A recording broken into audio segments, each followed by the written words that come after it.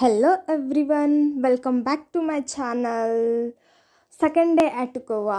So morning ಒಂದು 6:30 ಎದ್ದು walking ಹೋಗ್ಬೇಕಂತ ಬೀಚ್ ಕಡೆ ಹೊರಟ್ವಿ. ಯಾವಾಗ ಸನ್ರೈಸ್ ಆಗತ್ತಿತ್ತು. ವ್ಯೂ ಅಂತೂ ಭಾಳ ಚಲೋ ಇತ್ತು. ರೋಡ್ ಒಳಗೆಲ್ಲ ಫುಲ್ ವೆಹಿಕಲ್ಸ್ ಇರಲಿಲ್ಲ, ಯಾಕಂದ್ರೆ ಮಾರ್ನಿಂಗ್ ಅಷ್ಟು ಬೇಗ. ಮತ್ತು ಬೀಚ್ ಒಳಗೂ ಜಾಸ್ತಿ ಯಾರೂ ಇರಲಿಲ್ಲ. ಭಾಳ ಪೀಸ್ ಇತ್ತು ಬೀಚ್. ಹೊರಗಿಂದ ನೋಡ್ಲಿಕ್ಕಂತೂ ಚಂದ ಕಾಣತ್ತಿತ್ತು ಬೀಚ್. ಅದಾದಮೇಲೆ ಎಂಟರ್ ಆದ್ವಿ. ಅದಾದಮೇಲೆ ಅಷ್ಟು ದೂರ ಎಲ್ಲ ಬೋಟ್ ಎಲ್ಲ ಹೋಗಿಬಿಟ್ಟಿತ್ತು. ಅವರು ಮೀನ ಹಿಡ್ಲಿಕ್ಕೆ ಅಷ್ಟು ಬೇಗ ಅಷ್ಟು ದೂರ ಹೋಗಿ ಬರ್ತಿರ್ತಾರಂತ.